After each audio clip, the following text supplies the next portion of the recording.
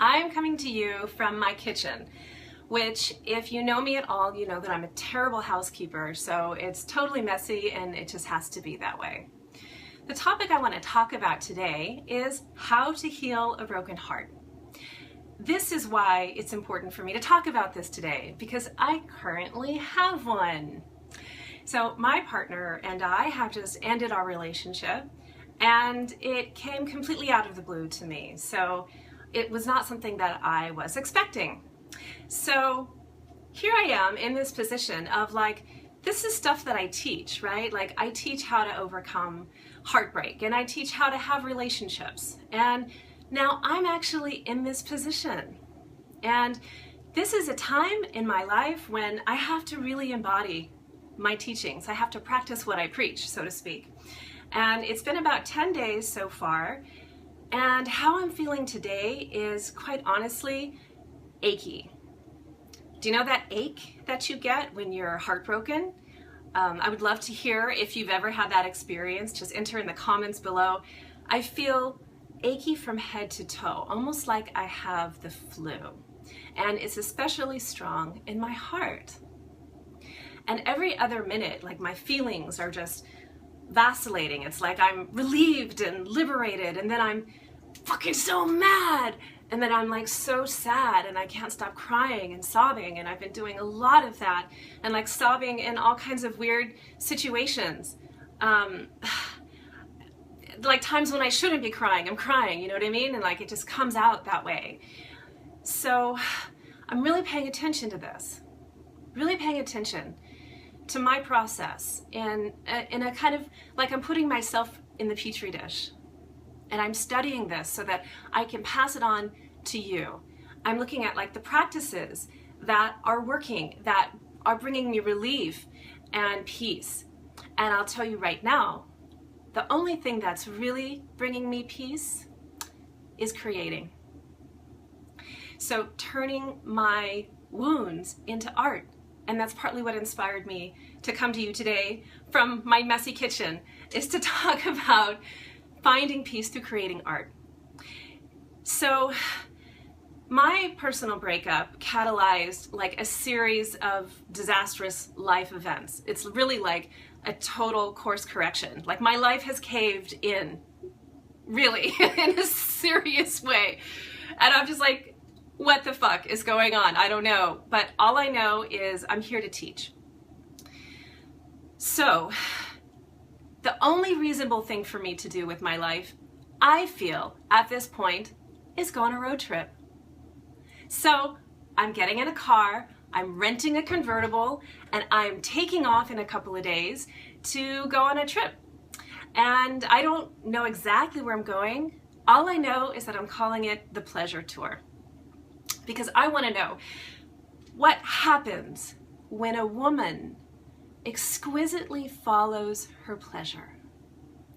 What happens when a woman treats her pleasure as a sacred voice of wisdom? And that's all she needs to know. And you're going to get to come along with me.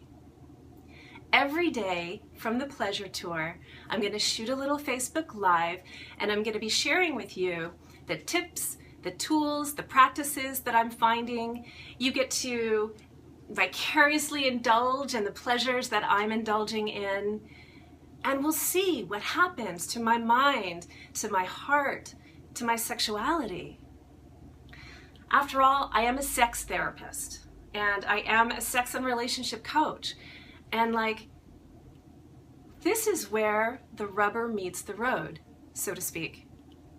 Can I really embody what I'm teaching?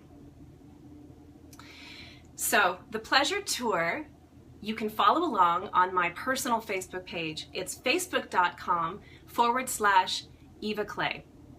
Some of the other questions I'm going to be, bringing into the conversation are things like, how do we as single people, and especially as single women who are empathic and who live by our hearts, how do we fucking date, man? Like, how do we find relationships, and how do we keep relationships? How do we make love last? I think that is the question of our time, really. And should we make love last? Or are we dating in some kind of antiquated paradigm that just doesn't fit our human body anymore?